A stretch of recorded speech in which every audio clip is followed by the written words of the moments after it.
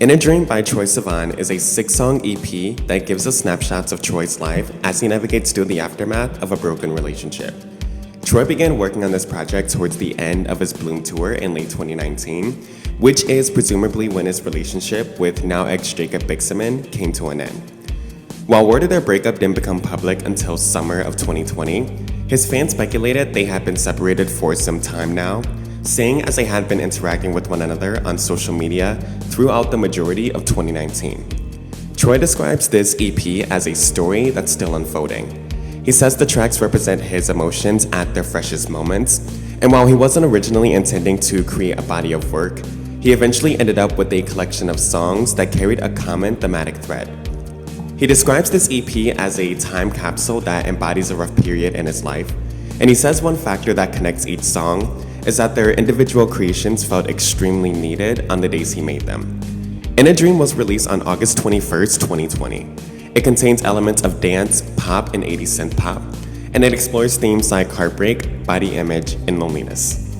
This EP is filled with musical experimentation and it lacks sonic cohesion in a way that's meant to embody emotional instability. This EP starts off with its lead single, Take Yourself Home. I was surprised to discover that Take Yourself Home timed at 4 minutes and 9 seconds. The song feels a lot longer than what it actually is, and that's a compliment. I mention a lot in my videos how many songs today feel incomplete. They come off as half-baked attempts to redesign the pop formula, and in many cases, the pressure seems to be put on the producer to elevate a track when the artist fails to deliver both lyrically and vocally.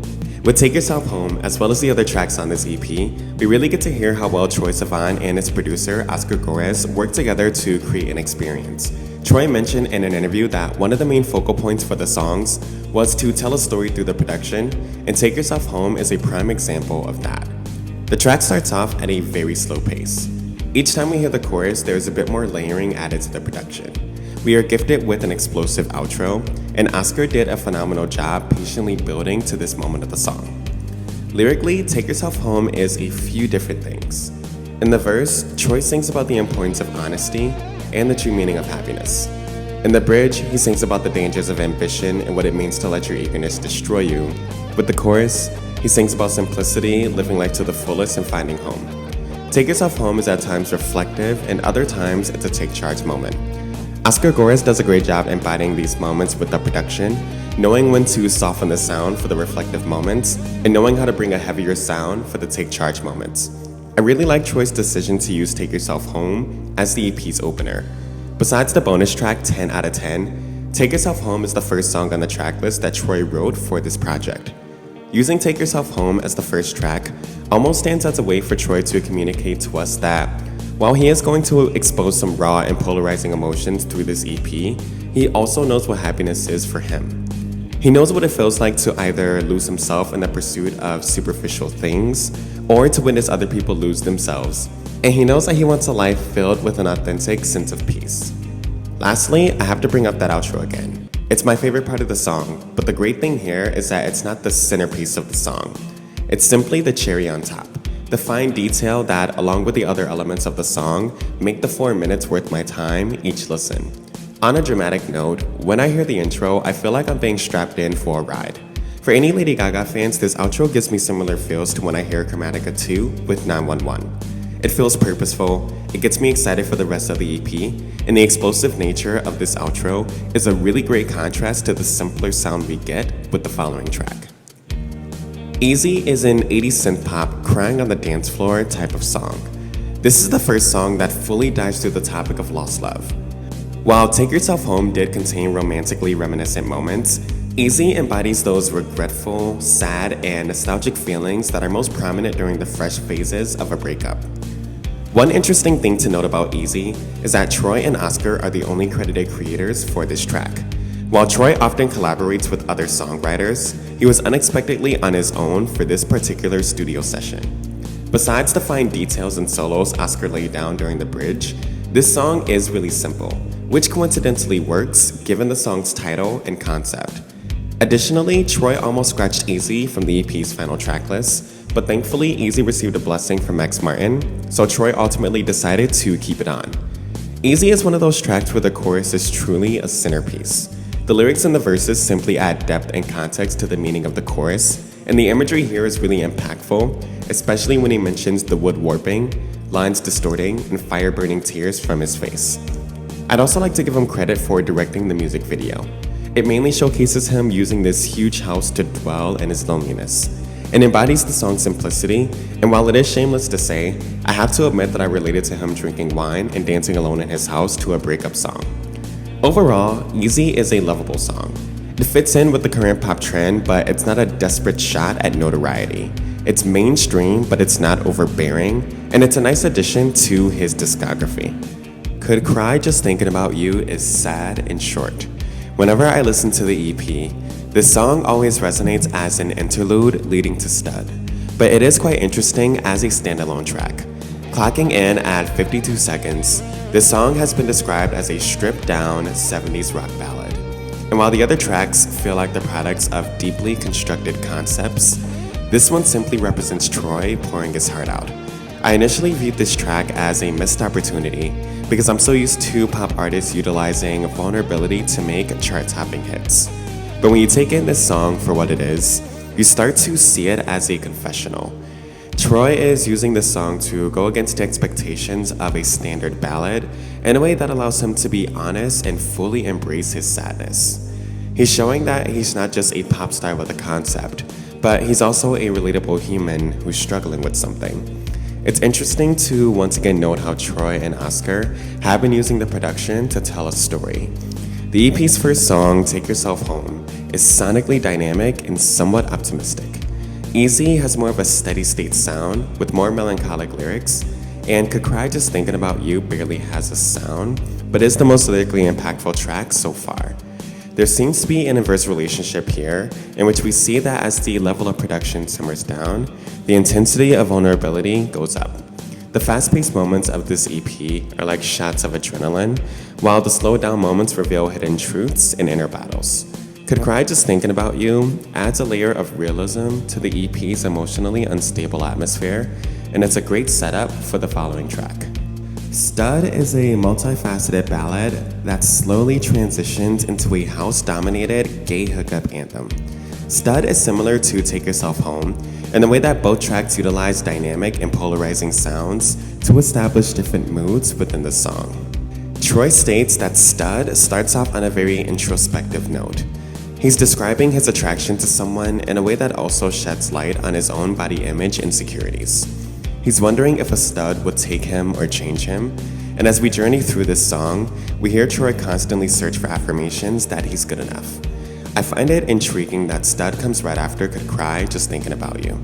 At the end of that song, he states that he's about to find out what life on his own will be like. So naturally, Stud resonates as the initial snapshot of Troye's life as a single man.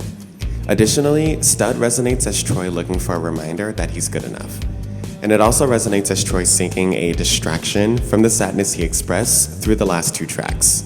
It's normal for people to go on a hookup spree after a tough breakup, so Stud felt like a natural progression at this point of the EP. Speaking of progression, the way we are taken from one chronological event to another through this song is astonishing.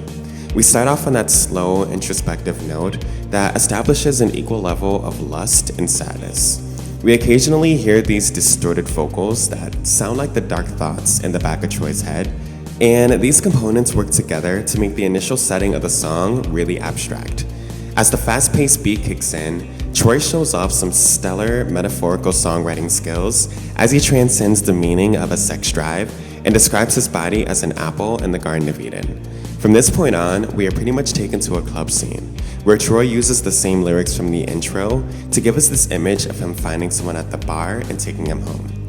As we arrive at the bridge, we still get a fun dance club vibe, but we also get a psychedelic vibe when the distorted vocals become the dominant component of the song. The distorted vocals give an intoxicated or out-of-body effect to the same lyrics we've been hearing time and time again. And in the bridge, it almost sounds like Troye is regretting the decision to hook up while still searching for confirmation that this is the right thing to do. It's like his desire for escapism is conflicting with his realization that he's pursuing this hookup for all the wrong reasons.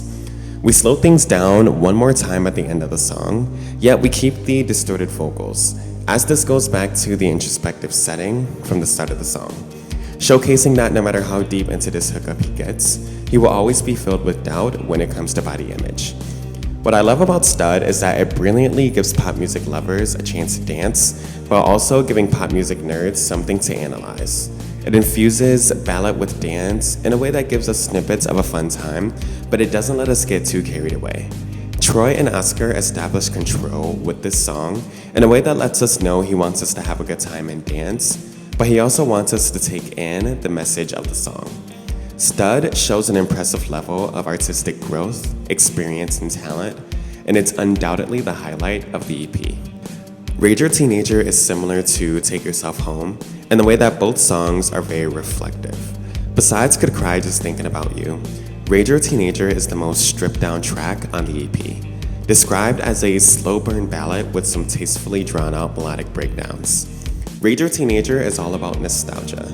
Troye is looking back on how simpler life was in the past, and as he is settling into single life, he finds himself reconnecting with that same sense of freedom he felt as a teen.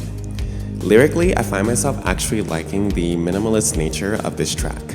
For the most part, we get the same lyrics in both verses with a slight variation in the pre-chorus, and as far as the progression goes, that's pretty much it.